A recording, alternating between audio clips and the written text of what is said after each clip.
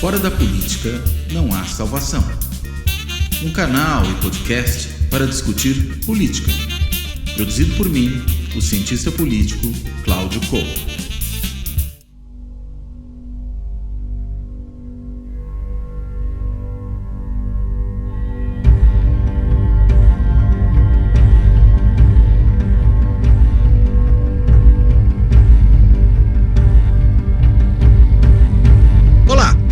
Este Fora da Política Não Há Salvação é o primeiro de 2023, quando começa a quarta temporada do canal e do podcast.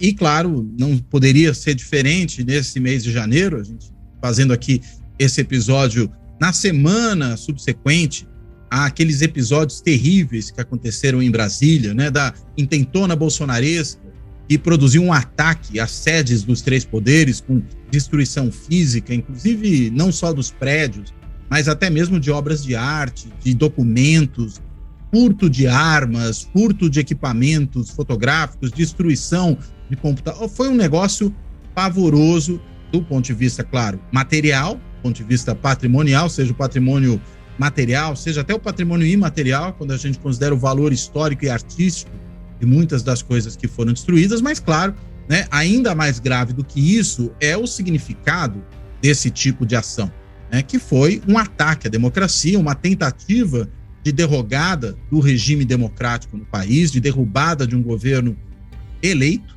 e olha que esse ataque não se deu só à sede do Executivo, se deu também tendo como alvo as sedes do Legislativo e do Poder Judiciário.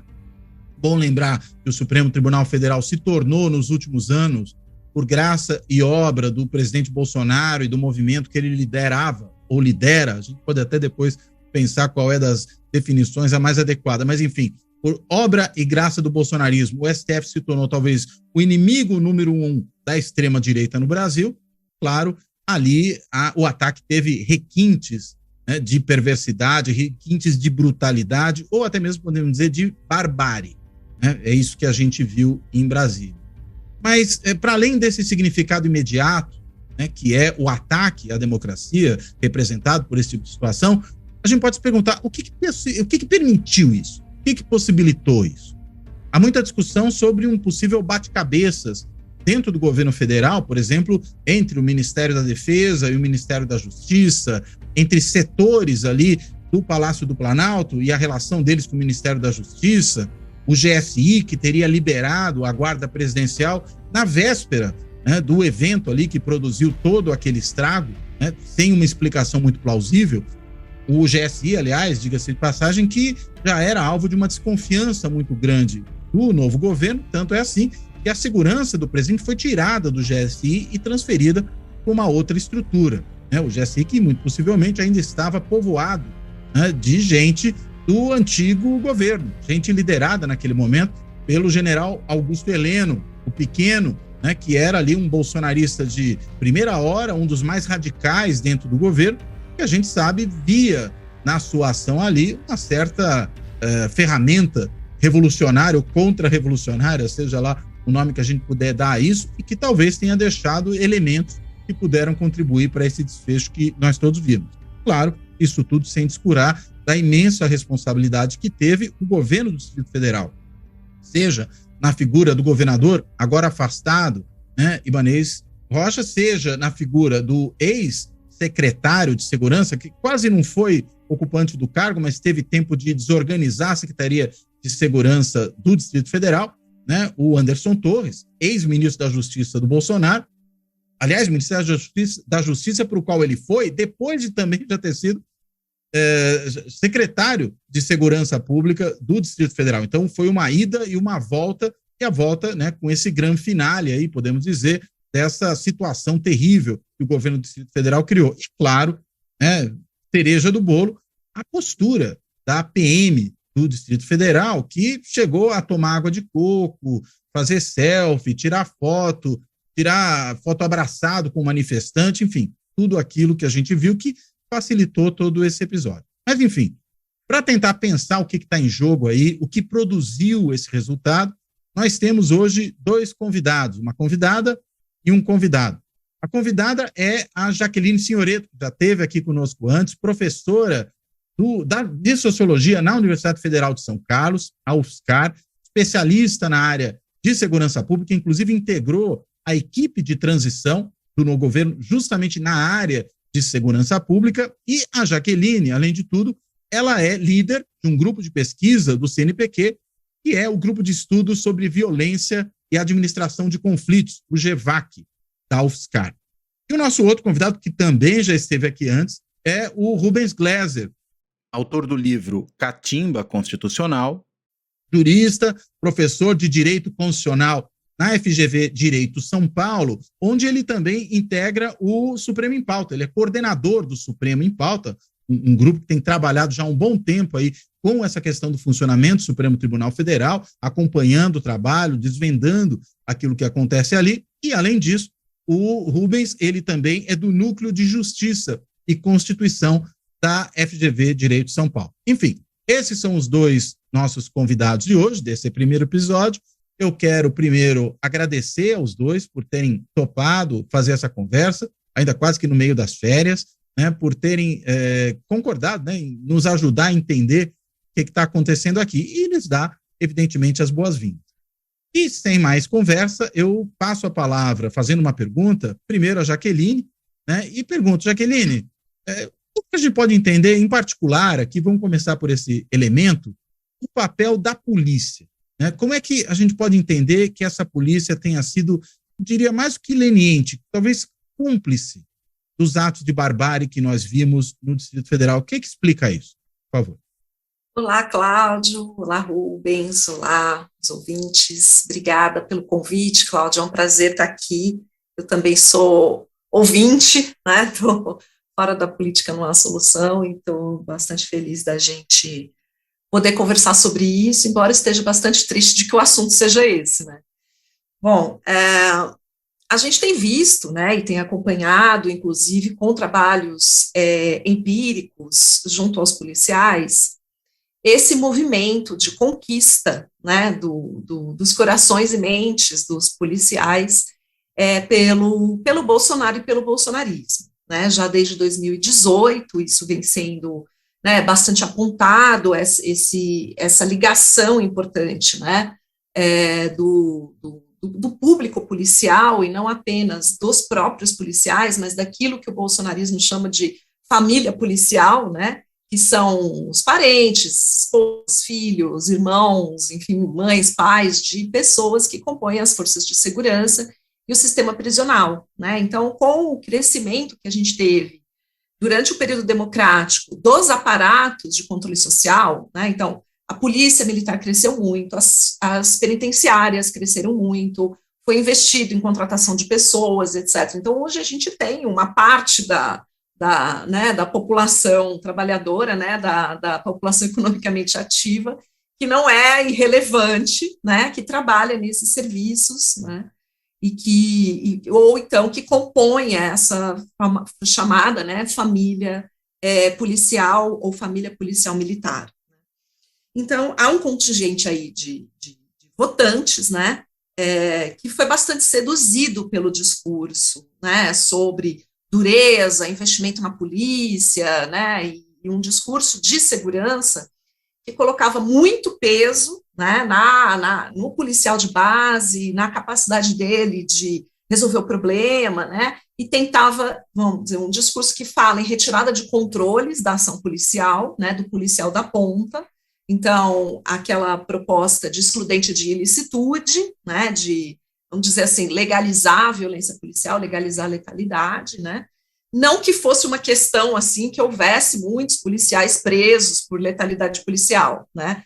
Ela, na prática, ela acaba existindo já, né? Mas vamos dizer, se perderia a própria possibilidade, né, de fazer investigações sobre letalidade policial, que é uma coisa que hoje a gente trabalha no tema, e o movimento de direitos humanos no Brasil aponta muito, né? A polícia brasileira, ela tem, né, um traço de violência e números de letalidade que são muito superiores às outras polícias, né, em contexto democrático, mesmo se comparado com os Estados Unidos. E os Estados Unidos, comparado com o resto do mundo democrático, né, os Estados Unidos já é tido como um grande faroeste, né, e o Brasil, né, consegue ter indicadores muito superiores de letalidade policial em relação ao número de policiais que tem nos Estados Unidos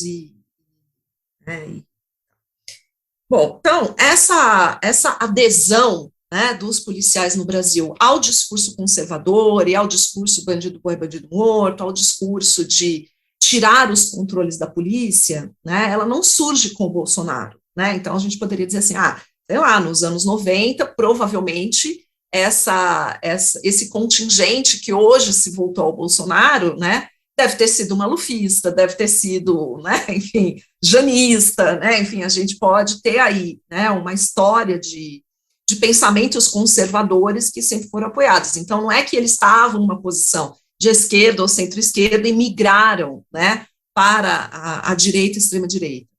Eles, né, sempre houve um contingente muito grande, né, e os policiais que migraram, né, da polícia para a política, eles estiveram sempre muito mais nos partidos de direita do que nos partidos de esquerda, e essa figura do policial que se converte em político, ela existiu em todo o período democrático, embora ela tenha se intensificado mais nos últimos anos, né? Então, hoje tem mais policiais candidatos e muito mais policiais eleitos na legislatura que está terminando agora e na que vai começar, né? Então, há esse quadro, assim, né, de um perfil conservador, de um perfil direitista desse eleitorado.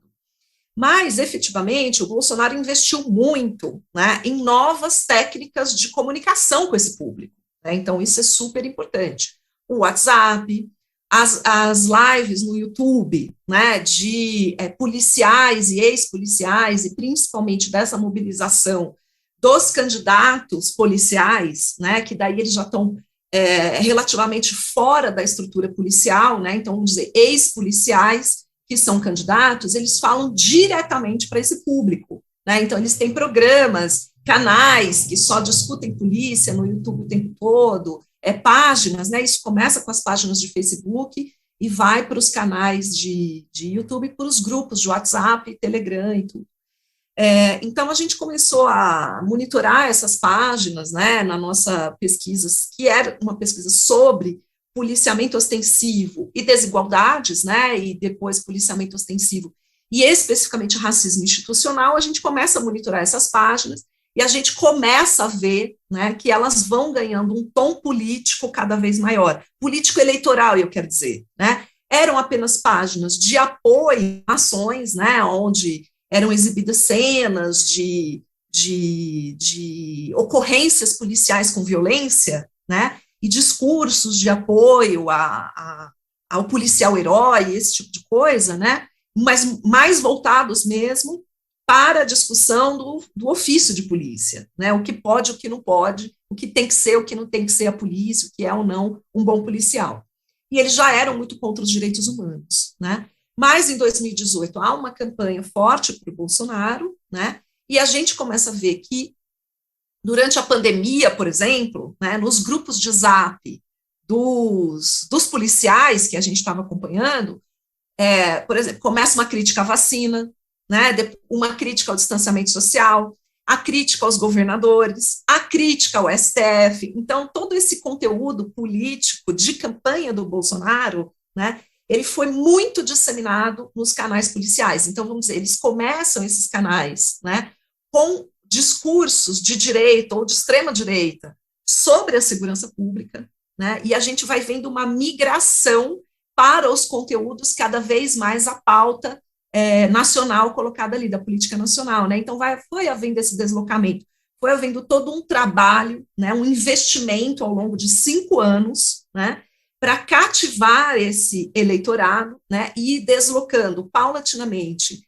aqueles discursos que eram focados na atitude da polícia, né, para os discursos da política nacional, né. Então, hoje, esses canais de WhatsApp, né, eles acabaram se convertendo, né, em canais livres, né, 24 horas por dia, 7 dias por semana, de propaganda bolsonarista, né. Então, houve esse movimento aí.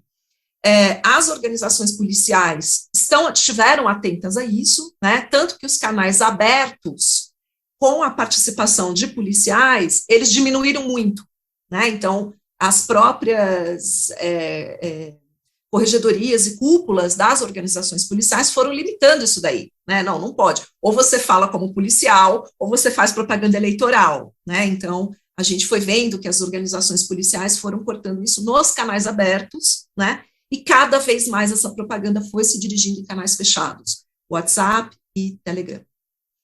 Agora, interessante o que você está falando, né? Dessa, digamos, expansão da agenda, né? Quer dizer, de uma coisa mais corporativa, mais segmentada, né? Para a área específica de atuação desse pessoal, ela começa a ter uma agenda geral, né?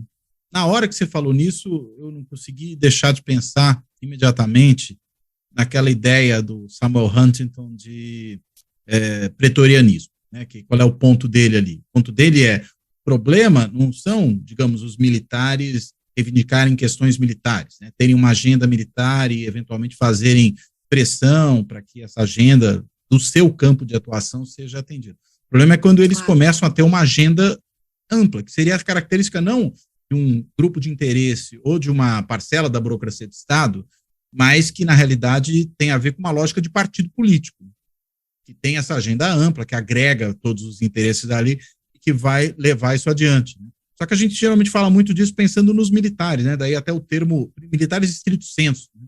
No sentido que justamente o Huntington vai chamar por isso, inclusive, de pretorianismo, embora ele também aplique isso a outras coisas, né? Você está chamando a atenção é que isso ocorre também nas polícias. E eu fiquei pensando aqui também, né? Será que aquele curso gratuito do Olavo de Carvalho para policiais também não tem importância nisso? Não dizendo que ele foi o elemento único, mas provavelmente deve ter tido algum peso. Rubens, você quer falar, né? E arriscando dar um pitaco aí equivocado na área da Jaqueline, parece que realmente é uma cooptação emocional, né? Parecia que o Bolsonaro ele ia nessas formaturas, né, das novas turmas, é uma presença. Então, não é que houve transferência de dinheiro, uma melhora das carreiras, inclusive porque o campo dessa atuação na FEM é estadual. Muitos governadores tentaram cacifar melhoras na carreira sem conseguir nenhum benefício de lealdade política, né? Então, é impressionante como essa adesão ao bolsonarismo vem de uma proximidade de afeto, né? Uma mobilização de um afeto político também, né? Super importante você estar falando isso, porque tem um papel, não é só o Bolsonaro, né? É toda essa camada de policiais políticos, né? E principalmente esses policiais que têm canais, né? Páginas no Facebook, começa com páginas do Facebook, depois vai para canais no YouTube, né? E acaba, vamos dizer, depois com a censura das instituições, a essa partidarização vai para os canais fechados, né? Mas não é só o Bolsonaro, é todo um conjunto de pessoas, né, de lideranças políticas ligadas ao bolsonarismo, né, que leva adiante. E, como você bem mencionou, eles, como parlamentares, eles não tocam uma agenda forte no setor de segurança. Então, você não teve uma transformação da segurança pública, né, durante a legislação desses deputados e deputadas, né, não é que eles chegaram para mudar todas as leis, não, né? Inclusive poucas propostas de lei realmente ligadas ao tema da segurança pública, né? O bolsonarismo não fez uma reforma, né? Ou uma contra-reforma, não foi isso, né? A grande mudança está mesmo em direcionar um discurso político-eleitoral, né? Ao policial e à família policial, né? E não teve uma intervenção, vamos dizer assim, de, né, ter grandes políticas públicas, tanto que você citou Cláudio Anderson Torres, né, como ministro da Justiça, ele dá continuação, né, ao Plano Nacional de Segurança Pública que tinha sido elaborado na gestão do Raul Jungmann, quando se criou o Ministério da Segurança Pública no governo Temer. Ali foi criado um Plano Nacional de Segurança Pública com metas até 2030, né? Então, durante o governo Bolsonaro, esse plano continua em vigor, embora eles não tenham cumprido nenhuma meta, né? Mas vamos dizer assim, nenhum novo plano. Ele não foi revogado, mas as justificativas orçamentárias estão todas ligadas à existência do plano em vigor, né? Embora não as tem metas uma não tenham sido, né, batidas. Mas vamos dizer assim, eles não chegaram dizendo, não, nós vamos mudar tudo na segurança pública. Não, eles conservaram, né, aquela visão, vamos dizer assim, de expertise que havia no Ministério da Segurança Pública, né, que foi reincorporado no Ministério da Justiça, com todo aquele discurso de metas, todo aquele discurso que não é muito o discurso bolsonarista, né, apesar deles não terem executado o plano, não terem cumprido as metas, mas não houve uma reforma do setor, né, sob o Bolsonaro. O que houve mais foi uma mudança, realmente, né, nessa valoração, nesse discurso, como o Rubens bem pontuou, né, um discurso muito mais numa adesão de proximidade, de dizer eu sou como você é como eu, a gente pensa, né, coisas em comum sobre família, sobre homossexualidade, sobre, né, enfim, essas pautas de valores e morais muito mais do que discutir os rumos de uma política de segurança pública, né, propriamente dita. É interessante que até quando eu penso em algumas iniciativas desse governo que acabou, né, com relação a assuntos de interesse dos policiais, né, eu consigo pensar em duas coisas. Uma diretamente de interesse deles, que era aquela ideia do excludente de licitude, naquela proposta lá no comecinho, ainda com o Sérgio Moro, no Ministério da Justiça, né, de fazer isso avançar, acabou não avançando, né, foi brecado na Câmara dos Deputados, inclusive, né, louve-se aí o Rodrigo Maia, que teve, de fato, um papel importante para, já naquele momento, brecar isso aí. Né? E a outra coisa, que aí não diz respeito aos policiais, mas é também um problema, digamos, é muito mais uma tentativa, melhor dizendo, de resolver um problema de natureza individual, assim como excludente de licitude, o policial fala, bem, eu posso matar à vontade que não vou sofrer consequências legais, mas você não muda propriamente a política de segurança, né, ao fazer isso. E a outra se liberou geral de arma. Você, enfim, transferir de alguma maneira o controle sobre a violência armada das forças de segurança para civis, né, para aqueles que vão poder fazer uso disso a hora que bem entenderem, né, e até me surpreendeu que isso não tenha, nessa intentona bolsonaresca, não tenha já aparecido de maneira mais importante. Acho que teve um fato de aumentar, teve um aumento, né, que foi frustrado também para a categoria, não tinha, dos policiais federais. Verdade, foi mesmo. E que o Bolsonaro falou, não, muita gente pediu, então não vou poder dar. Então, sequer o benefício que estava na sua competência, a gente viu muito essa atuação que, durante o governo dele, tudo que ele podia empurrar a responsabilidade para os governadores e dizer, não é a minha responsabilidade, ele fez. Mas no que era claramente, ele não ousou usar seus poderes para o benefício financeiro real. É muito impressionante isso. E as pautas de armas, por exemplo, a maioria dos policiais não é favorável à pauta de armas, porque eles sabem que isso torna a atividade de rua muito mais perigosa, muito mais conflitiva, né? Então, nem a pauta, essa não era uma demanda corporativa, a pauta de armas não era uma demanda, né, corporativa dos policiais, e as demandas corporativas que tinham a ver com melhoria, né, das condições de trabalho, melhoria do orçamento, melhoria, por exemplo, toda a revisão, né, que as categorias esperam do regimento, das regras, né, que regem a carreira, tem um regimento disciplinar muito, muito duro, muito, né, isso, nada disso que é uma pauta histórica das polícias, Bolsonaro não mexe em nada disso, né? Agora, ele tem uma campanha muito bem sucedida, né? E o que acontece, então, no dia 8 de junho, né? Quer dizer, ele tem esse apoio de rua, mas isso não se traduz... 8 de junho ou 8 de janeiro? 8 de janeiro. Eu pensei em J aqui na minha cabeça e me confundi, 8 de janeiro. Ele não tem, assim...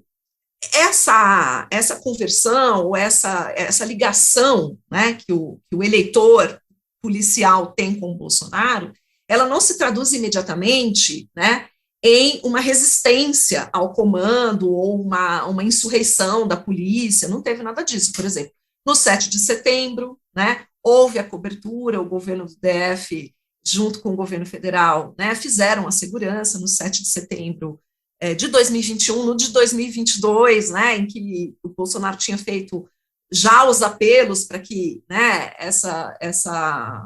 houvesse grandes manifestações, não teve, né, na posse, certo? No dia 12 de dezembro, também, que teve aquele quebra-quebra e tal, né, a polícia, em primeiro lugar, não fez, mas depois fez, etc. Quer dizer, aquilo não saiu do controle, né? E quando a polícia foi chamada para cumprir ordens de, vamos dizer, pôr fim ao tumulto, ela sempre respondeu a isso, né? Então, vamos dizer, no próprio dia 8 de janeiro, depois que o Ricardo Capelli vai e, né, como interventor, ele assume o comando, ele vai em solo, a mesma polícia que tinha tomado água de coco é a polícia que vai, entendeu, esvaziar a esplanada, né? Ela não se recusa a seguir as ordens, né? Então, vamos dizer assim, o fato do policial ser bolsonarista não significa que ele não vá, entendeu? Que ele vá se insurgir, né, ao seu comando, né? Então, não é por conta de uma insurgência dos policiais que houve o tumulto no dia 8 de janeiro, né? Ao contrário, a gente comentou aqui, né, todos os episódios que aconteceram. O GSI, né, deu recomendações para desmobilizar o plano de contingência. No governo do GDF, né, teve desmobilizações para não utilizar o plano de contingência, né, de segurança desmonte da cúpula, né, da segurança pública. Exatamente. GDF então, também. Veja bem, os policiais simplesmente responderam aquilo que, né, foi colocado pelas suas cúpulas. Então, não existe uma quebra entre a base e a cúpula, né? Não existe uma quebra, vamos dizer, de comando, né? Embora hoje os policiais, talvez eles pensem, né, a partir de fontes que não são apenas as lideranças policiais institucionais, né? Então, isso é um outro problema que vai rebater mais na formação policial, na formação de valores, né, e tal, mas isso não é forte o suficiente para quebrar o comando. Então, em São Paulo, por exemplo, né, você teve manifestações enormes, e os policiais foram lá, policiaram as manifestações bolsonaristas e policiaram as manifestações petistas, né, você teve a comemoração da vitória do Lula na Avenida Paulista, e não teve nada, né, nada que estranhasse, né, a militância petista com a polícia, nada disso. Então, quer dizer, os policiais continuaram, né, cumprindo o seu dever, apesar de eles terem óticas, né, favoráveis ou divergentes, certo, das manifestações. Então, a gente localiza aí mesmo uma questão no comando, né, no comando da operação e não na base, né, a base não se insurgiu hora nenhuma. Quer dizer, só tomar água de coco porque o comando liberou. A água de coco está liberada. Porque foram os mesmos policiais que depois, quando o comando muda, né, muda de posição, diz, não, agora nós vamos esvaziar a esplanada. Eles foram lá e esvaziaram a esplanada. Sim. Rubens, uma coisa interessante, né, desse processo todo, eu estou pensando aqui, né, a gente fala, bem, corremos o risco de um Capitólio brasileiro, isso se fala há meses, né, a gente teve ali um ensaio disso na versão rodoviária, né, um Capitólio rodoviário que também não foi tão longe assim, embora tenha produzido bastante transtorno, a gente viu, e teve também ali a leniência, né, das forças policiais, mas a gente imaginava que, muito possivelmente, o que haveria seria um ataque não ao Congresso, ou seja, ao nosso Capitólio propriamente dito, mas ao Supremo. E ela, de fato, ocorreu, só que ela ocorreu junto com o ataque ao Congresso, junto com o ataque ao Executivo. Bem, ao Executivo também se explica, porque o presidente já era o desafeto da base bolsonarista. Mas qual é o papel nesse processo todo, né, do Poder Judiciário e do Supremo em particular? Né? Porque que, no fim das contas, claro, ele seria o alvo principal, mas não foi o único. Né?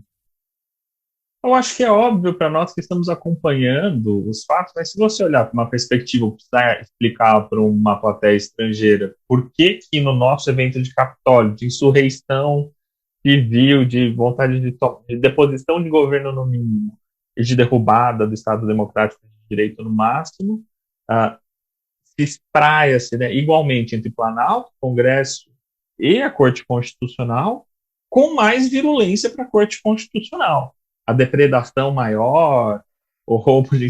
Né, se é que dá para comparar, é uma coisa que chama atenção. E há intencionalidade nisso, né? E acho que para nós se naturalizou porque o Supremo assumiu um papel de intervenção na política dos últimos 10 anos que não é usual em lugar nenhum, do jeito que está e com essa persistência, com essa permanência. Acho que,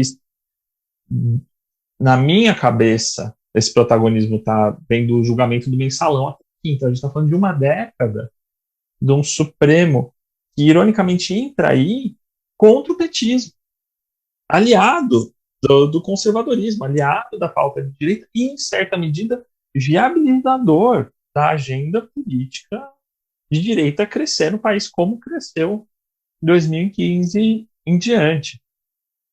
Então, no julgamento do Mensalão, você tem a prisão das principais lideranças do PT com uma linha jurídica heterodoxa, para dizer assim, com muitas inovações jurídicas, como a famosa tese em que se pune as lideranças pelo que a base fez, sem precisar ter prova do que as lideranças fizeram, que era até discutida em boteco, está me fugindo o nome agora. Teoria do domínio a tese do domínio do fato, a tese do domínio do fato foi incorporada de um jeito que foi abrasileirada, e naquele momento as pessoas, né, os ministros estavam na capa de jornais, revistas, sendo mostrados como heróis, né, aquelas capas eram usadas como se fosse a capa do Batman. A máscara mais vendida no Carnaval de 2013 foi a do Joaquim Barbosa.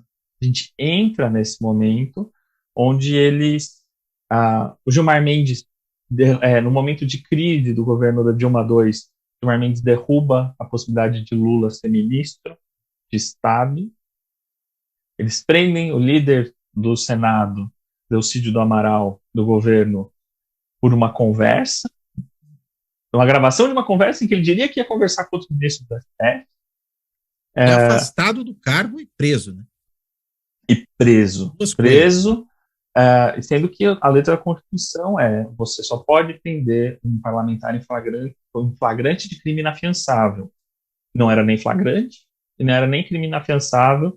Teve toda uma ginástica argumentativa do falecido ministro Teori Zavascki, sempre louvado como técnico, mas que fez a maior ginástica argumentativa daquele período, e chancelou e articulou com seus pares essa medida de decisão, e que esperou 6 meses para a derrubada do Eduardo Cunha. Ele, quando derruba também um argumento completamente novo, inusitado, Eduardo Cunha da presidência da Câmara dos Deputados, faz isso só depois que é aprovado o processo de impeachment.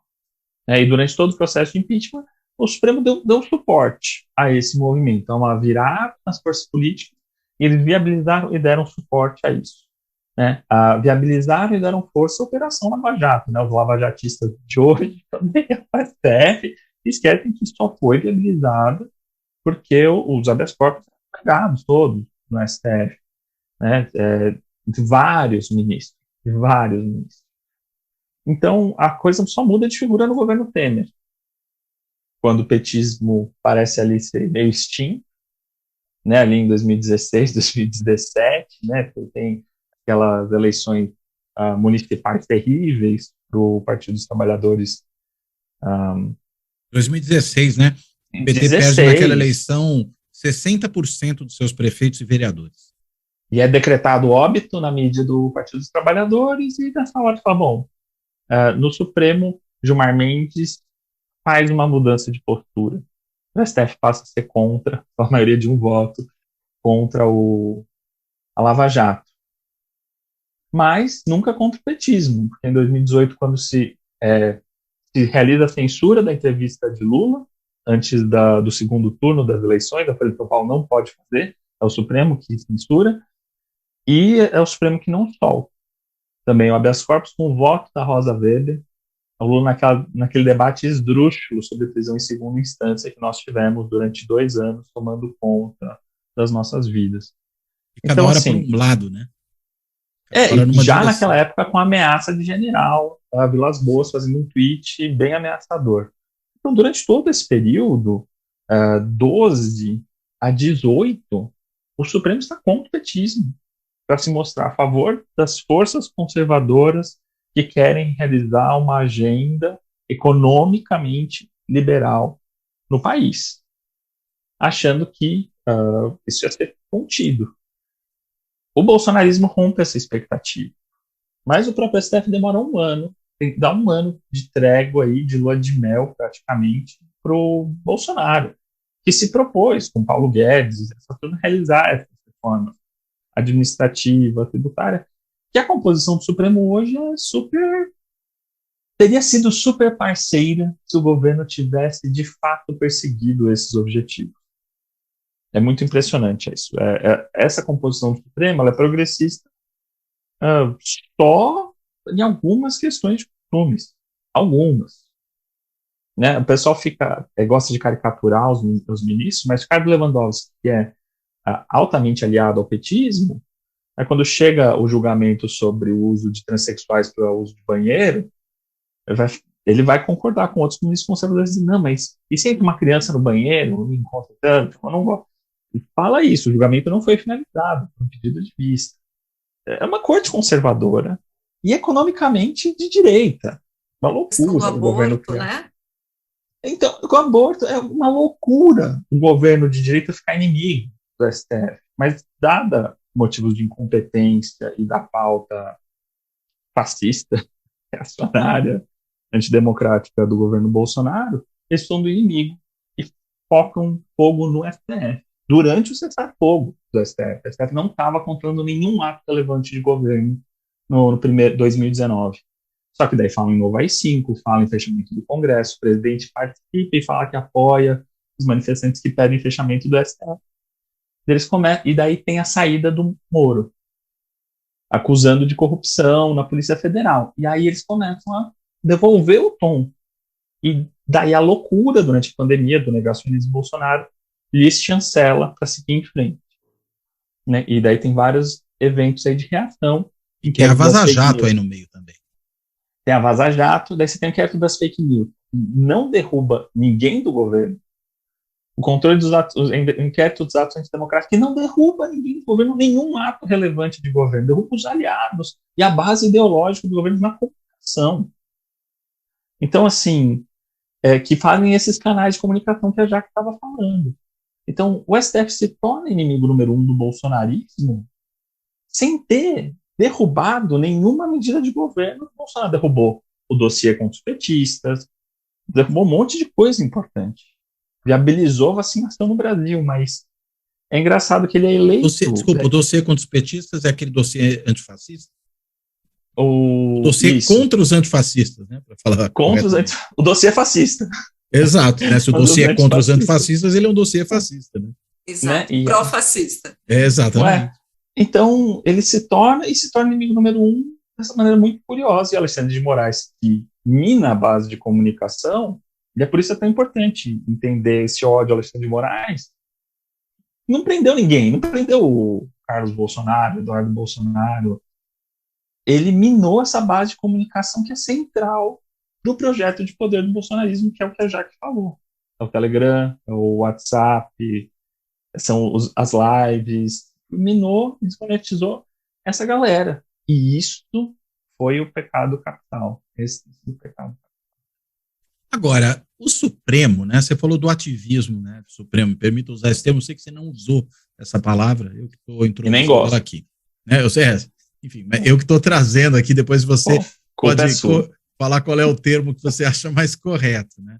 Mas é interessante que, se a gente for pensar um pouco na discussão mais tradicional sobre, e aí eu vou, falar de novo, sobre esse ativismo judicial, né? Nas cortes superiores, a gente tende a pensar muito, digamos, numa certa largueza interpretativa da Constituição, né, na consideração de normas infraconstitucionais. Por exemplo, definindo que o casamento ou a união civil entre pessoas do mesmo sexo, né, é alguma coisa reconhecível à luz da ideia de família na Constituição, mesmo que, do ponto de vista textual, isso seja discutível, para dizer o mínimo, mas você avança nessa direção, né? Só para dar um exemplo. Isso aí seria, digamos, se ler uma clássica, né? O problema clássico. O Supremo está legislando e não está apenas julgando com base na sua interpretação. A gente aqui está falando de uma outra coisa, né?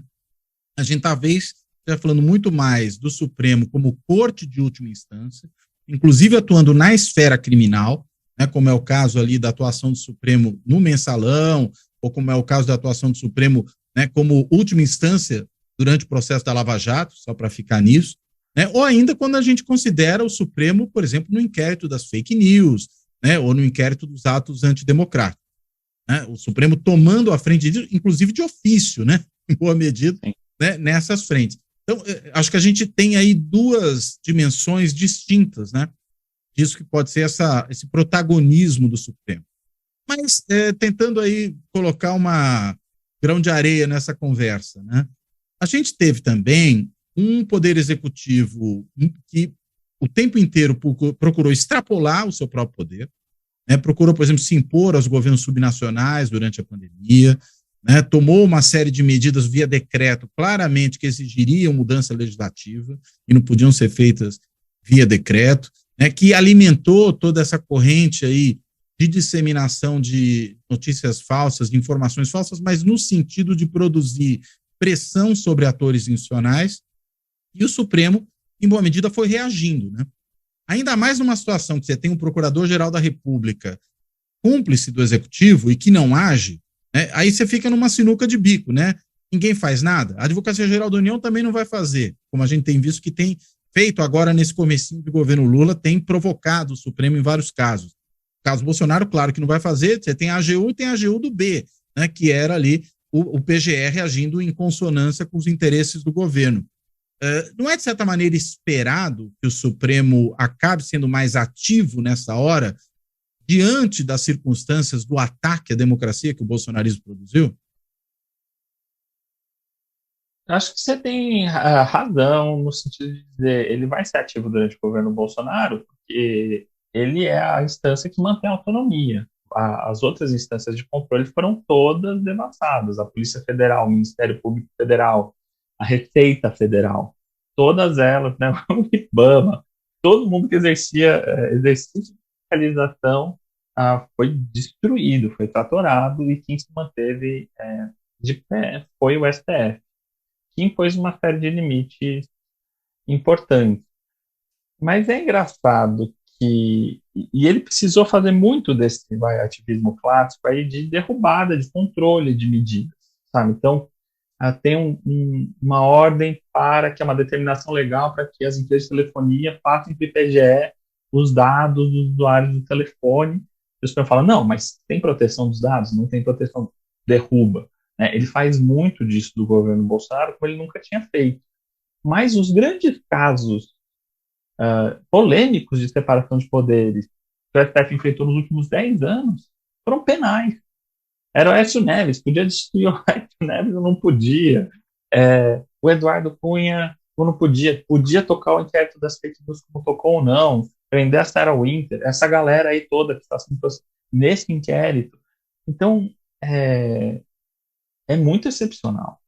É muito excepcional. O STF fez a parte dele de Corte Constitucional, controle de política pública de saúde na pandemia, beleza, né? Mas existe uma disfuncionalidade nesse campo. E acho que existe, nesse momento, como a arma está voltada contra o bolsonarismo, que de fato é um fascismo armado contra a democracia, a ala progressista está com excesso de confiança no progressismo do STF e de ser um grande aliado. A STF, ao longo de todo esse tempo, agiu da maneira mais confidente quando foi para se proteger. Se eu fosse arriscar um palpite do que levou de fato à soltura do Lula antes das eleições, né, a anulação, a nulidade, todo mundo sabia que tinha, que era a Lava Jato em Brasília, tomada pelo Fachin falando que foi inédito, nunca podia ter tomado há muito tempo atrás. Só tomou quando parecia que apenas o Lula era o agente político capaz de evitar a reeleição do Bolsonaro e a destruição completa do STF num segundo mandato. Era esse o plano. Então, assim, é um tribunal que está agindo em prol da democracia, mas o móvel é a autoproteção. Eu acho que há um excesso de confiança dado. Mas então o Bolsonaro está certo quando ele fala que o STF libertou o Lula para elegê-lo contra ele? Acho que até tá. Até tá, infelizmente, né? Mas por razões de autoproteção você está falando? Eu acho de autoproteção, porque assim, tinha uma nulidade. Mas não era novidade. Por que ela não foi decretada antes? Então, tinha razão para ser solto? Tinha razão para ser solto. Por que não foi feito antes? Porque havia um pacto e uma estabilidade dessa expectativa de deixar o Lula de fora da corrida presidencial para deixar outros atores de centro-direita e de direita concorrerem, inclusive contra o Bolsonaro.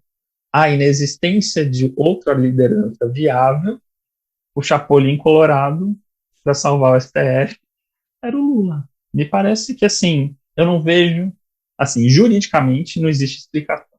A explicação é política, do tempo, né? E os juristas constitucionais são muito cínicos ao ignorar a escolha de natureza necessariamente política que os juízes têm no tempo da sua decisão. E essa decisão foi só sobre o tempo. A nulidade estava lá e foi ignorada por muito tempo, como foi segurado 6 meses do Eduardo Cunha, e por aí vai. Você quer falar, Jax? Eu estou vendo que você está aí coçando o queixo. Não é porque eu discorde, assim, assim, de um uma hipertrofia do STF nesse momento, né? Mas, assim, por outro lado, a gente tem que ter a dimensão, né, de que nós estamos enfrentando um movimento internacional, né, que ele é, assim, fomentado, né, internacionalmente, né. Então, nós estamos ouvindo, né, esse processo que eu estou contando aqui, né, desse investimento todo, né, propaganda, né, de extrema-direita, né, sobre as forças policiais. A gente está estudando isso no Brasil, mas poucos, né, no final do ano passado, a Alemanha, né, teve que tomar uma medida duríssima, né, de afastar policiais, etc., porque dentro dos policiais, né, viu que havia, né, essas células neonazistas se desenvolvendo no seio das polícias e, né, cabeças rolaram. Com intenção, né, de golpe de Estado na Alemanha. De golpe de Estado, vamos falar assim, na Alemanha, né? Sim. E o ano passado no Canadá, quando teve os anti-vax, que teve a ocupação de Ottawa, né, que é a capital do Canadá, uma cidade pequena, tipo Brasília, né? Então, que também não é difícil de policiar por ser uma cidade pequena, as ruas são pequenas, tudo é muito, né? Ottawa é um pouco Brasília nesse aspecto, não a arquitetura, não é modernista, né? Mas vamos dizer, é uma cidade pequena, né? Então, Ottawa aconteceu isso, os caminhões ocuparam, ficaram lá 8 dias buzinando de dia e de noite sem parar, né? E a polícia não impediu a entrada dos caminhões e depois não removia os caminhões, né? Não punha fim àquela manifestação ali, aquela ocupação do centro da cidade, né? Eles ocuparam a avenida que passa na frente do parlamento e na frente do lugar onde o primeiro-ministro despacha, e todos os ministérios são ali, os bancos, a sede dos bancos, todos os prédios de Ottawa, dos ministérios, estão tudo ali, entendeu? Então, também foi um tumulto imenso, enorme.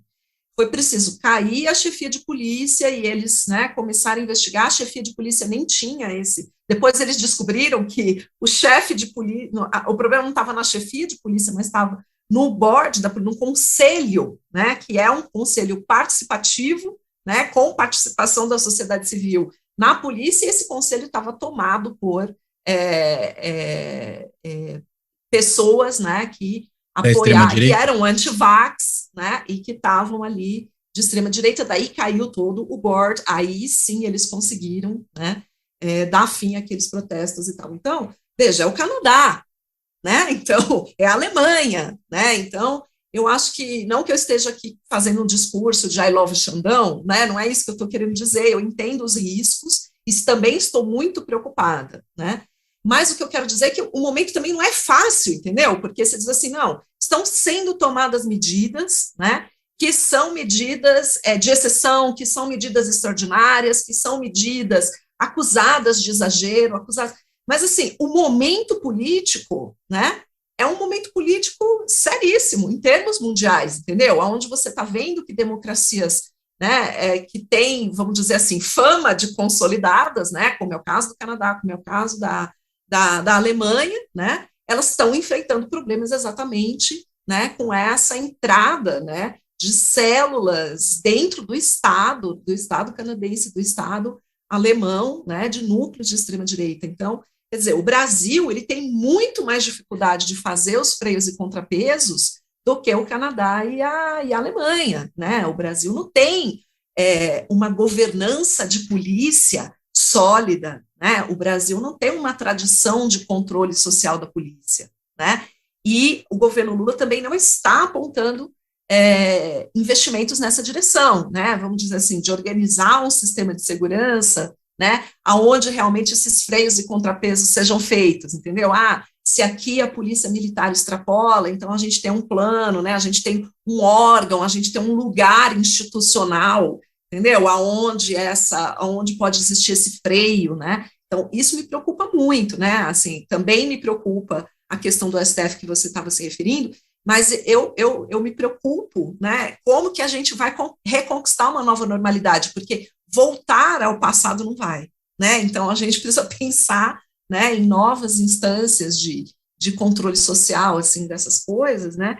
E eu, como abolicionista penal, né, as conversas que eu tenho tido com os meus colegas são engraçadíssimas, né? Quer dizer, a gente dizendo assim, gente, foi encarceramento em massa, né? 1.500 pessoas passando audiência de custódia, né? De uma vez só, encarceramento em massa e tal. E reclamando da marmita, né, ainda, viu? Como é que a gente se posiciona em relação a isso, né? Assim, a gente sempre defendeu direitos humanos, né? Para as penitenciárias, para o sistema prisional, agora de repente está se colocando eles agora estão defendendo também, viu, já? Exatamente, né? Quer dizer, desorganiza um pouco a gente, porque o perfil dessas pessoas que estão sendo presas agora, ele é totalmente diferente do perfil, né, do preso comum, daquele que passa todos os dias, que é jovem, negro, pobre, né, acusado de crimes pequena monta, entendeu? Ninguém está acusado, né? O perfil cliente da justiça criminal diário, ele não faz nenhuma ameaça, entendeu? E, né, a economia mundial e nem os poderes civis. Ele é o cara que vende cocaína ali na esquina, é o cara que furtou um celular, né?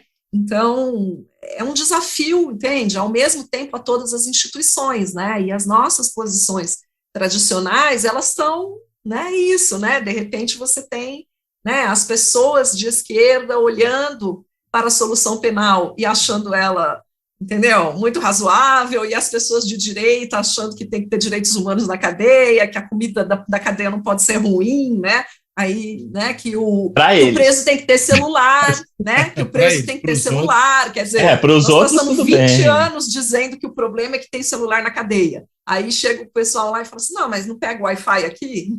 Não, filho, nem celular você não pode ter, né? Não, mas não só tem celular, como estão filmando as condições da prisão para dizer que elas são péssimas. E quando você olha os filmes, vê que não são. Não são. São bem melhores do que qualquer prisão. Sim, exatamente. Não, mas eu acho, já que seus pontos são ótimos, eu acho que, de fato, assim, não existe, nesse momento, outra alternativa se não dar o suporte ao Ministério da Justiça, ao STF, às medidas excepcionais que vão sendo tomadas. Aliás, acho que é digno de nota que a opção do Lula pela intervenção federal foi a mais branda que poderia ter sido tomada. Ele poderia ter decretado o estado de defesa, que também ia ter uma avaliação no Congresso posterior, e ele poderia ter ali vários poderes de suspensão de reunião, de sigilo, de tudo mais. Então, assim, foi a menos invasiva possível, né? Acho que se fosse a decisão do Xandão, teria sido até mais invasiva. Mas acho que, de fato, estamos rifados nesse momento, porque é o all-in. Ou é isso, ou a implementação de uma ditadura. Eu, muito pessimisticamente, acho que, falando aqui em 12 de janeiro, que as coisas ainda estão a serem definidas. O risco é real, ainda existe, ainda precisa ser combatido. Não está nada definido. Minha percepção. Não, e outra coisa, né? Mas, se decreta um estado de emergência, e aí, o Exército, Forças Armadas vão responder ao Poder Civil? Eles vão responder, né? Então, esse é um problema, porque a gente sabe que a GLO, né? Não foi chamada né? com esse receio, né? Que tem que ser demandada pelo governador, e, enfim, acho que a gente precisa de uma agenda de curtíssimo prazo de reforma, né, e que vai ter uma teorização sobre os poderes excepcionais do Supremo Tribunal Federal, sobre esse raciocínio claramente político, que precisa ser assumido quando ele tem espaço legítimo, né? Porque é fácil também falar, tá tudo errado, mas Se o cara está salvando a República e o trabalho dele é salvar a República, quando é e quando não é, né? É ótimo quando pega alguém que a gente discorda, mas isso precisa ser teorizado. Além de terrorismo, precisa ter revista. A desbolsonarização das políticas de segurança pública. Das políticas ou das polícias? As políticas de segurança pública e a situação das polícias, né? As duas. Né? Então, acho que nossa incumbência agora tá bom. Tá sendo esse pega para capar. Ao invés de ter que achar consistência nesse negócio, que não vai ter, porque é um momento de mundo de ponta cabeça, é pensar uma agenda de reconstrução. Eu estou contigo. Eu não acho que a gente tem, de fato, outra alternativa senão apoiar tudo que pode ser feito agora para desmantelar esse golpismo fascista, que de fato quer implantar a ditadura no país. Agora, você falou, né, que o estado de defesa seria uma medida muito mais drástica. De fato, seria. Eu vou fazer uma pergunta provocativa, né, dupla. Primeiro, né, por que então não implantou o estado de defesa e optou pela intervenção federal unicamente na segurança e unicamente no Distrito Federal? Né, só para pensar o quão restritiva ela é. E segundo, né, meio que, vamos dizer, conectando as duas coisas, mas precisa estado de defesa com o Supremo agindo como tem agido? O próprio Alexandre de Moraes, o grande, agindo como tem agido? Né? Talvez não precise de estado de defesa. Você já tem uma justiça que está operando na exceção. Faz sentido o que eu estou falando? Eu acho que são dois pontos, né? Uma é que você não sabe qual o grau de reação que você teria no Congresso, né? Para um estado de defesa. Para um estado de defesa, para uma coisa mais séria, para uma coisa mais pesada. E a outra é para que assumir esse custo, né? Desculpa, já que eu ia ter que passar a palavra antes. Para que assumir esse custo, e ainda mais se você já tem, né? Digamos, uma coisa similar ao estado de defesa operando no âmbito judicial, né? Uma justiça de exceção. Pois é, gente, mas como é que você tem um governo de uma semana, né, que já vai direto para o estado de defesa, né? É um negócio muito louco, quer dizer, ninguém está, né? E outra coisa, a intervenção, hoje eu acho que, né, eu tenho mais confiança de apostar que os governadores têm controle sobre as PMs, muito mais do que imaginar, né, que o governo federal consiga ter um controle efetivo sobre as Forças Armadas, né, inclusive esse controle político e operacional, né. Então, por exemplo, o GSI não teve controle do GSI, o GSI não cumpriu, né. Sabotou. O ministro da Defesa mandou desmobilizar os acampamentos, eles não desmobilizaram, né? Então, nesse aspecto, eu acho que até porque tinha muito parente de militar ali, né? Os governadores hoje, eles têm mais capacidade, entendeu? De exercer um controle político e operacional sobre as polícias estaduais do que a situação, né? Claro, o novo governo tem muita oportunidade de controle sobre a PF e a PRF, né? Mas, entendeu? Eu acho que não das Forças Armadas, né? Eu acho que as Forças Armadas são uma incógnita, a gente não sabe realmente o que eles estão pensando a respeito de tudo que está acontecendo. Então, para mim é X, entendeu? Para mim esse é o X da equação. Os outros elementos da equação são mais decifráveis, né? Esse, para mim, é o X da equação. Os militares. Mais do que as polícias, né? Mais do que as polícias, porque é isso que eu estou te falando, no dia da posse... Inclusive mais do que as polícias no âmbito federal. Mais do que as polícias no âmbito federal, claro, né? Eu acho que a Polícia Federal, o comando da Polícia Federal hoje, ele está totalmente, né, participando do governo, né, e participaram ativamente da transição, né, colocando as suas demandas, né, a demanda da PF foi muito colocada, a da PRF menos, né, as demandas da PRF menos, né, me parece que a PRF entrou na transição do governo com uma imagem muito negativa sobre, né, tudo que tinha acontecido no dia da eleição e nos dias subsequentes, né, uma adesão, porque ali sim, mas aí eu volto ao ponto, né, não foram os PRFs, não foram os policiais das estradas, né, que se insurgiram contra o comando, né, foi sim. O comando da PRF, tanto que o Sidney Vasquez, né, foi demitido antes ainda da troca de governo, né, porque ele está no radar muito forte, né, de uma investigação, né, sobre o que aconteceu ali e tal. Então, eu não acho que o governo federal tem dificuldade de controlar, né, nem a PF, nem a PRF, né, e que o que a gente tem visto nos últimos dias, até que, né, não aconteçam fatos novos, que eu espero que não aconteçam, mas, né, vamos dizer, até termos fatos novos, não houve insurgência das PMs, né, nas manifestações até aqui. Agora, no caso do Silvinei Vasquez, né, só mencionando, ele inclusive pediu, ele se aposentou, né, da Polícia Rodoviária Federal. Estava, acho que, esperando virar secretário de Segurança de Santa Catarina, ficou sem isso também agora. Né? Não sei para onde ele vai, mas isso é problema dele, não é problema nosso. Mas, de qualquer maneira, é alguém que se viu muito enfraquecido ali, sobretudo diante daquela atuação no segundo turno da eleição, ali bloqueando o caminho de eleitores potencialmente mais favoráveis ao Lula em certas regiões do país. Mas é a típica pessoa que precisaria ser punida exemplarmente Total. Nesse momento aí.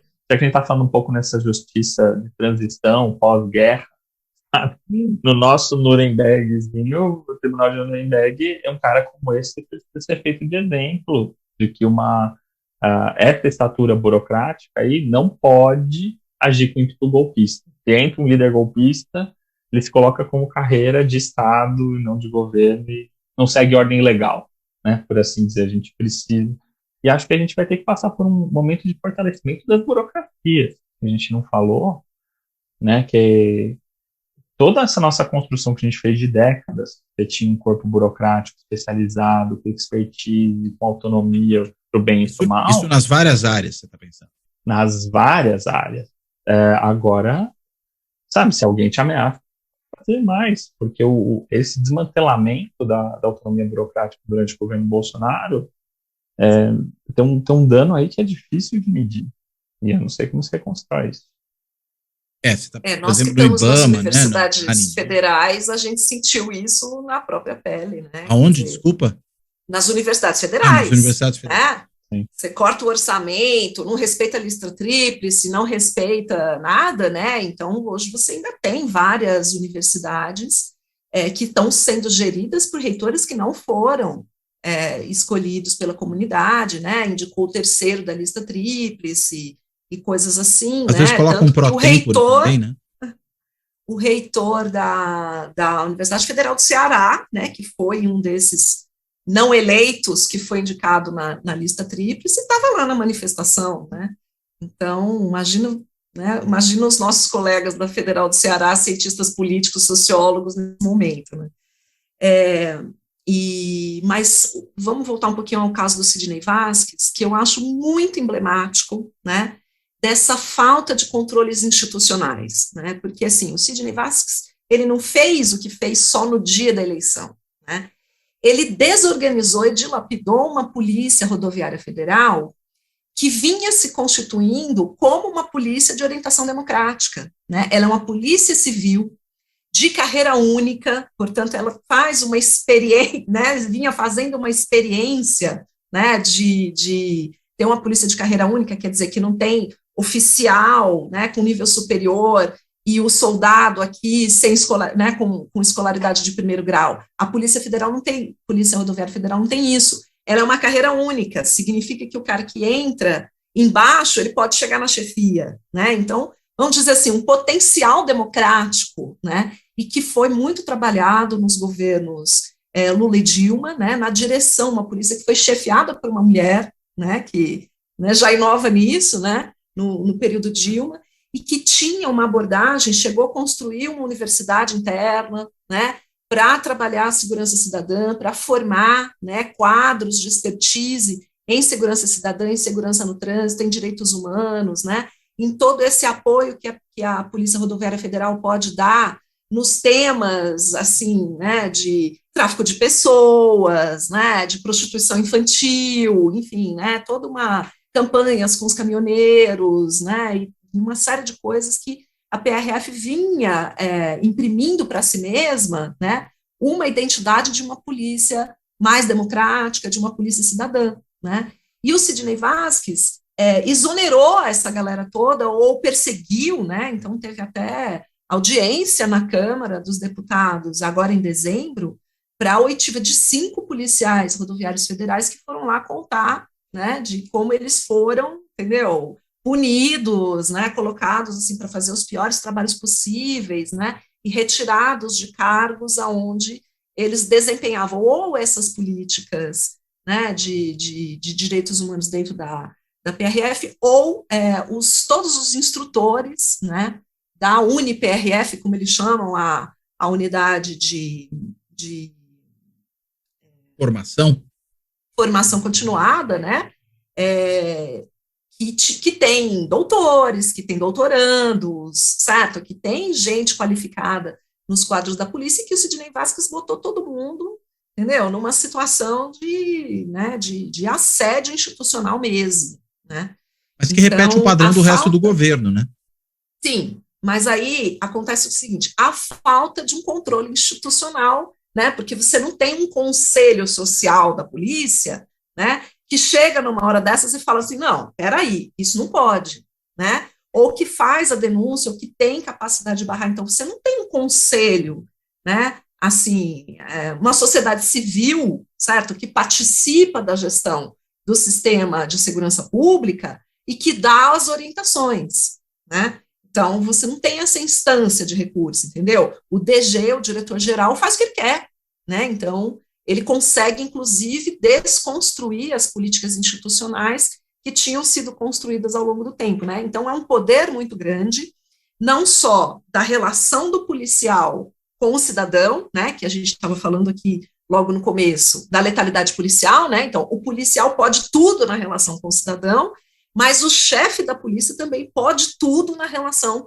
com seus subordinados, né? Então, há vários problemas, né, de governança democrática que a gente tem nas instituições policiais no Brasil, né, sem os contrapesos, né, para, por exemplo, um Sidney Vasquez, né, poder perseguir as pessoas como perseguiu e desconstruir, né, as doutrinas de segurança cidadã como ele desconstruiu. Daí o efeito disso, o efeito mais concreto, vou fechar agora, o efeito mais concreto é o caso de Genivaldo, que foi morto lá na câmara de gás, né? E a participação da PRF naquelas chacinas, né? Do Jacarezinho. Verdade. E então, que era uma coisa que não foi casual, né? Não foi fato pontual. Na realidade, está dentro dessa nova lógica de operação. Agora, pensando nesse desmonte institucional, Rubens, e a PGR? Eu acho que o raciocínio, o argumento vai ser muito parecido. Ele é paralelo com o que a gente estava falando das polícias. E não é parte do executivo, hein? Não é, mas parece que a ideia é um pouco assim, né? Posso estar falando besteira, de ser uma herança varguista, mas como as estruturas de controle não são polissêmicas, não são várias, não são separados, você não tem períodos de contrapesos, várias instâncias que vai fazer, são hierarquias de comando. Então, assim, você tem um líder central, um presidente responsável pela nomeação. Tá bom? Então, o PGR não é parte do executivo, mas é nomeado pelo executivo. Com a aprovação do Senado, que poderia não ter referendado, ou pelo menos não reconduzido, né? Mas reconduziu. Reconduzido. Mas, assim, digamos que o beneplácito da força política está escorada no presidente, na decisão do presidente. Então, não é exclusiva, mas é ele que negocia. Se ele não vai fazer isso, a força dele, a trupe dele no Senado, se tiver suporte, vai dar suporte à sua decisão.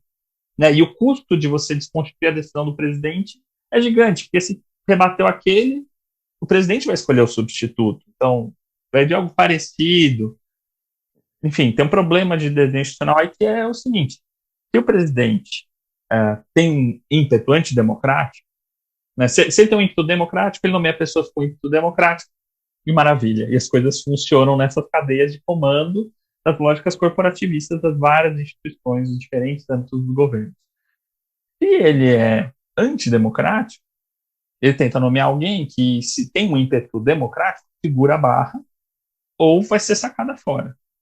Se o presidente é antidemocrático e a chefia dessas instituições é antidemocrática, acabou. Elas estão corrompidas de alto a baixo, porque os funcionários de baixa e média burocracia não tem como resistir ao grau de assédio que pessoas com esse ímpeto podem impor a eles. O IBAMA, acho que é um caso assim, de estudo, precisa fazer uma necrópsia. Aquele IBAMA morreu.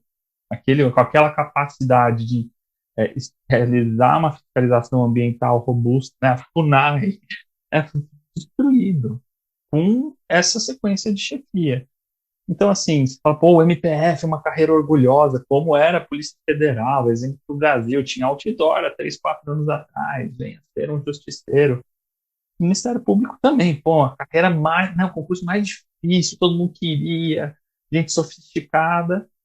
Entra alguém que se dispõe a ser, difícil escolher um adjetivo aqui, né, porque o risco é de ser processado, mas alguém que ser absolutamente conivente com o governo e omisso na sua tarefa de fiscalização, você põe abaixo toda a estrutura, porque além disso não é só ele exonerou as pessoas que estavam investigando membros do movimento golpista, né? Desloca, ele desfaz comissão, tira o orçamento daqui, faz dali, então ele age em conjunto para desmobilizar toda a instituição. Então nós temos várias instituições que, ao serem altamente hierarquizadas, ficaram facilmente capturáveis.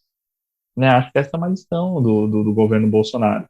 Então, assim, imagina agora você ter um líder democrático e ele não poder remover uma liderança antidemocrática. E aí você tem essa situação do Exército, das Forças Armadas. Né? E música, né? O som de qual música vai tocar? Provavelmente do comando. No caso do Ministério Público Federal, da PGR, o Conselho Superior do Ministério Público, talvez se fosse mais empoderado, tivesse mais atribuições, né, podia funcionar como um corretor dos rumos do Procurador-Geral da República. Poderia, mas não foi, né? E a gente precisa assistir coisas mas ele não tem essas atribuições hoje, né? Não. E você tem uma coisa assim, pela lei, quando um Procurador-Geral da República manda arquivar um inquérito, tem que ser arquivado. E acabou. Na verdade, ele poderia eventualmente ser uma instância de recurso, é isso, né? Uma instância de recurso. Daí o que precisou fazer? O STF falar não vou arquivar, já foi feito no Raquel Dodge, e do Aras foi assim, tá bom, eu arquivo esse, mas vou abrir outro amanhã. Isso não é nem de perto, né, uma condição que você pode falar de normalidade, não das instituições, desejável, nem nada disso. E deixa ela sujeita às críticas dessa ala mais autoritária, né? E esse funcionamento, com perdão aqui da contradição nos termos, né? Esse funcionamento disfuncional, ele acaba acontecendo em boa medida porque se o PGR não cumpre a sua função, o próprio Poder Judiciário, vendo a situação, fala, não, mas também não posso deixar dessa maneira, né? Algo precisa ser feito, inclusive em minha própria proteção, para usar a ideia que você levantou há pouco. Só que isso gera uma armadilha, né? Que aí o Judiciário passa a ser parte da disputa política, e não apenas árbitro dessa disputa política e da disputa judicial, né? E aí ele se deslegitima. E ele é vítima também. Sim. Né? Então, nos atos antidemocráticos, ele é vítima. E ele está conduzindo inquérito, e ele vai investigar, mas ele tem que fazer isso porque não sobra mais ninguém confiável.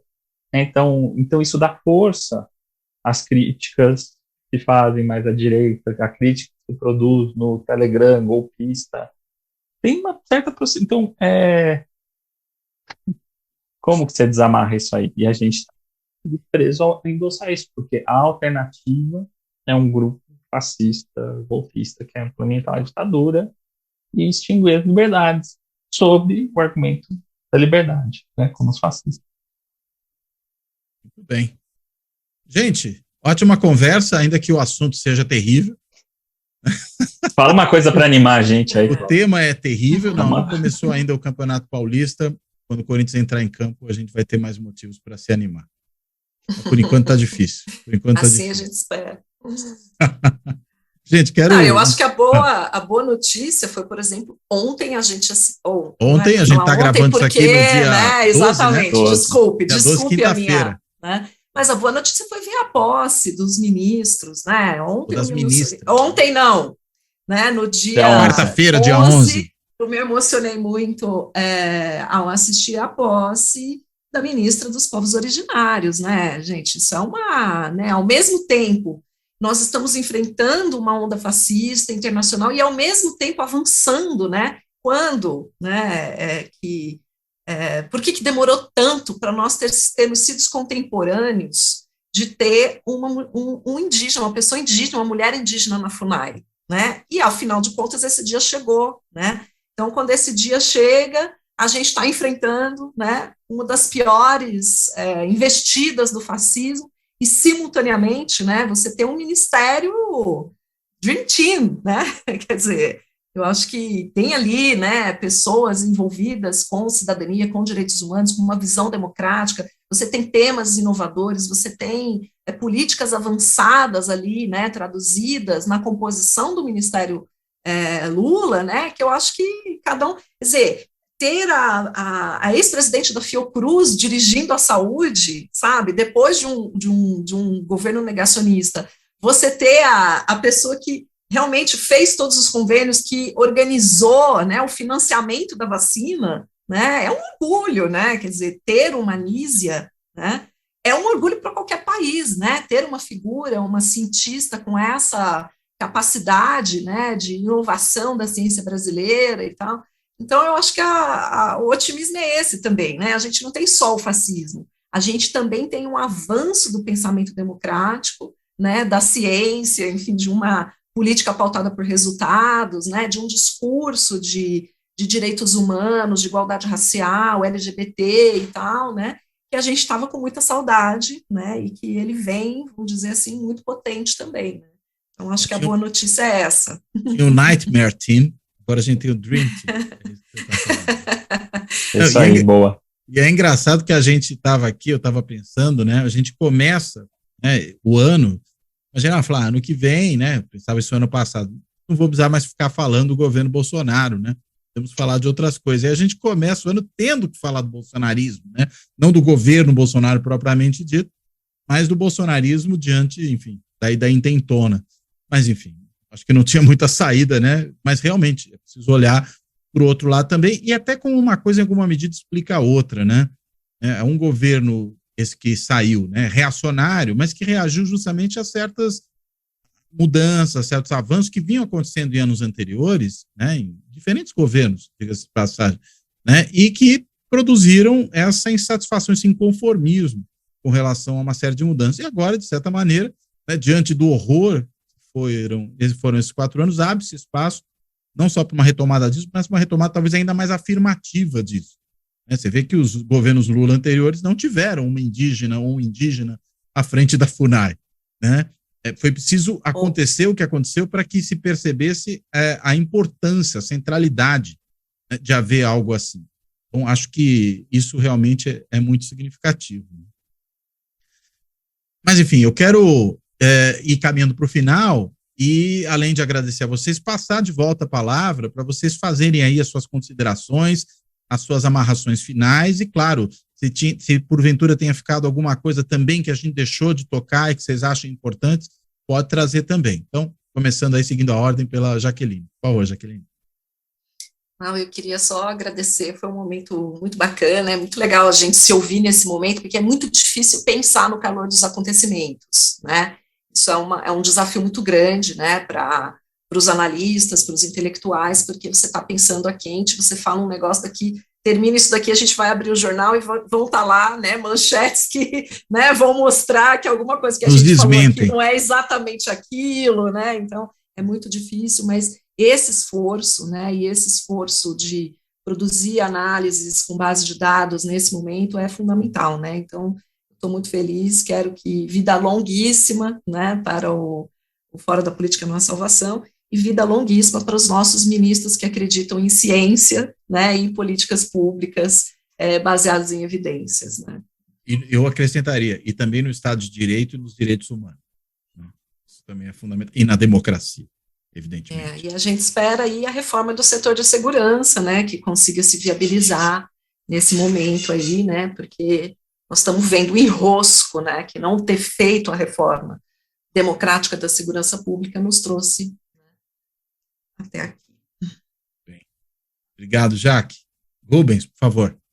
Bom, prazer enorme estar aqui de novo, que eu admiro demais o trabalho, bom estar nessa interlocução com a Jaque também, não tinha tido a oportunidade de conversar antes, e fica essa situação muito difícil, né, porque depois de 4 anos de inanição, de debate político sério no país, quem quer que fosse, buscava o governo para implementar qualquer tipo de reforma, não tinha nenhum tipo de sucesso, existe muita demanda represada, né, então nós temos também essa tarefa gigantesca de colocar pressão no governo para realizar reformas tão urgentes, porque os problemas que não foram atendidos até agora são de vida ou morte.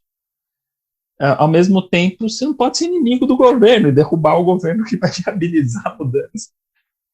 Então, assim, é um desafio enquanto frente fascista. Né? É o desafio triplo aí que a gente vai ter. Temos que ter perna, temos que ter mão, mas temos que ter muita coalizão para dar conta desses desafios. Gente boa, vontade, esperança, não falta. Isso aí. Obrigado, Rubens. Bem, quero então agradecer a Jaqueline e ao Rubens por essa conversa, por tantas ideias aí que nos ajudaram a tentar entender um pouco mais esse momento. Acho que, enfim, esse evento recente, inclusive, é uma coisa a qual a gente terá ainda que voltar, porque não é uma questão simples, não é uma questão que tenha... É uma questão que tem muitos lados, e acho que várias questões ainda precisam ser entendidas, consideradas, para que a gente compreenda, né? Afinal de contas, tudo isso que aconteceu. Então, certamente, vamos ainda voltar a esse assunto. Talvez a discussão sobre o bolsonarismo tenha que se estender mais do que eu imaginava, né? Como eu já bem coloquei aqui. Bem, mas, dito isso, eu quero finalizar, né, e já fiz aí o agradecimento aos nossos convidados, mas agradecendo também a todo mundo que tem aí acompanhado o canal no YouTube, tem acompanhado também o Fora da Política Não Há Salvação no podcast, aí nas mais de 20 plataformas em que ele está disponível para quem quiser ouvir o podcast, né, tem acompanhado ao longo desses 3 anos que passaram e agora começamos aí o 4º ano de existência do canal nesse momento, num novo cenário, diga-se de passagem, ainda bem que estamos num novo cenário, né? Isso é muito importante. E quero, claro, também agradecer a todas e a todos que têm contribuído, né, para o canal pelos mais diversos meios, né? Seja por meio lá do botãozinho, do Valeu Demais, no canal do YouTube, que permite uma pequena contribuição ali pontual, seja aqueles que têm se tornado membros do canal por meio do Clube dos Canais do YouTube, permitindo aí também uma contribuição aí mais continuada, ou ainda, né, também para uma contribuição mais continuada, se tornado assinantes simbólicos do Fora da Política Não Há Salvação no site do benfeitoria.com, ou ainda, né, para os mais financeirizados, digamos assim, feito contribuições via Pix, né, para o Fora da Política Não Há Salvação, usando a chave Pix do canal, que é contato@foradapoliticanãohasalvação.info. Vou repetir o e-mail, contato@foradapoliticanãohasalvação.info, e é também, como o nome do e-mail já sugere, o endereço para quem quiser entrar em contato, mandar uma mensagem, contribuições, críticas, sugestões,